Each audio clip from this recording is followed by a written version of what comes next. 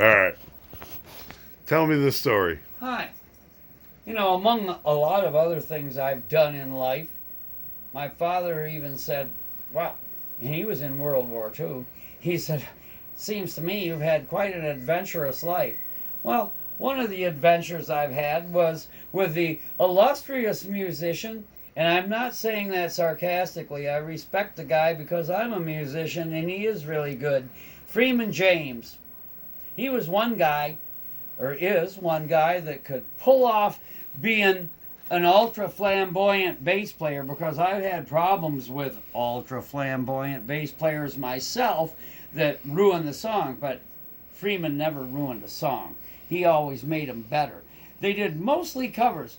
I was on the road with them for on and off for a year or so, running sound.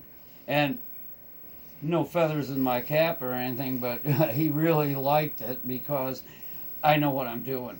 But anyway, one time we did a gig down in Zanesville, Ohio, and it was pretty cool. He had his own limo, which was ultra cool, and he had his own moving truck with all the equipment, and he carried a completely solid, state-of-the-art in any age PA, and of course all the rest of the equipment for the band.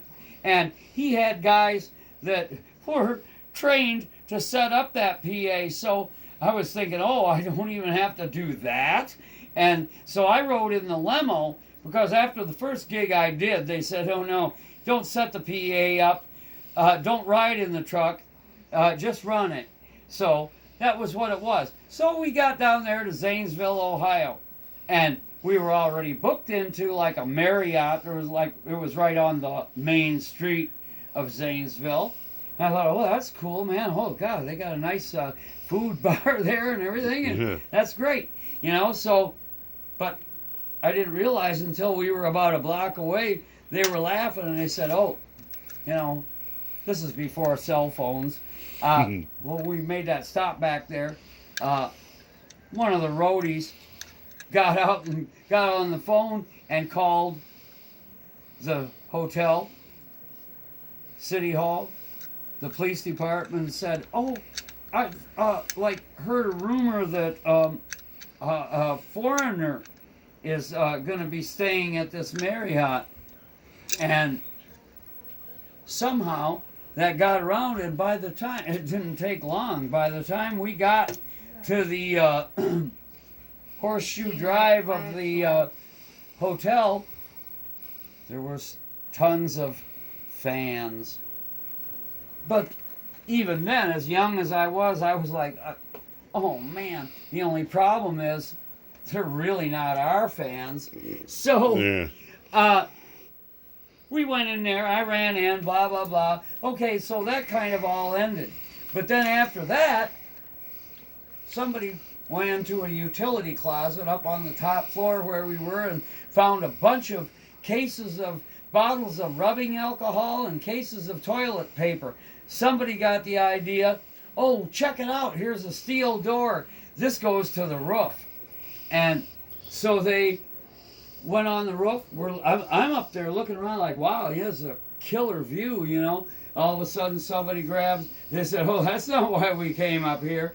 They grab a case of toilet paper and a few bottles of rubbing alcohol and doused the toilet paper with rubbing alcohol, lit it on fire, off the edge of the building, down onto the Horseshoe Drive. Where is this? Zanesville, Ohio.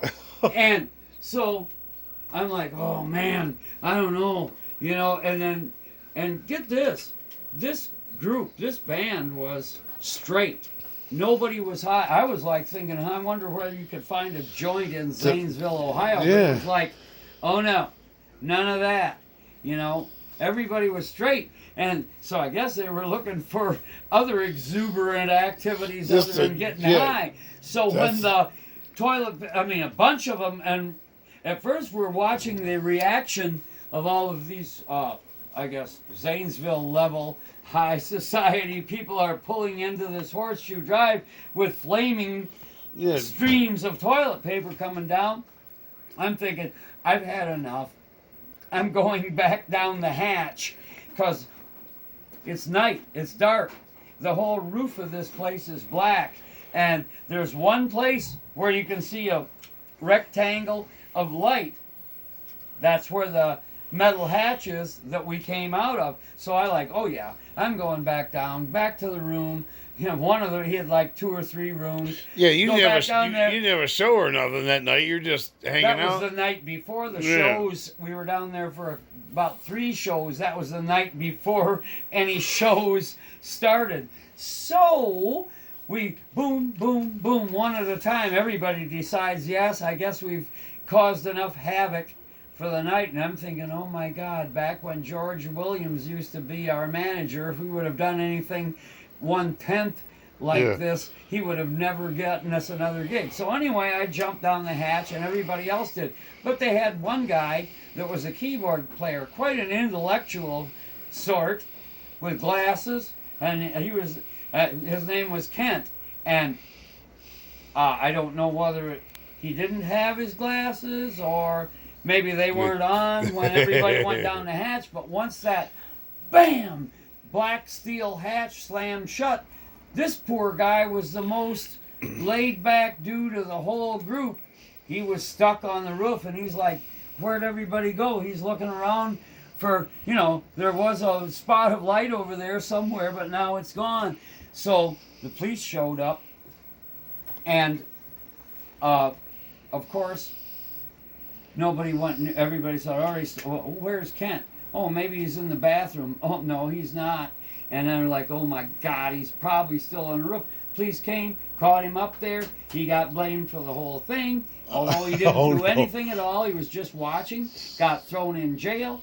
Then all I wanted was to get a little bit of sleep before I do this thing tomorrow. Yeah. And Freeman was up all night talking on the phone, calling people in high positions, telling them he'll chopper his way back to his wife on the helicopter or something and come back there and take care of business.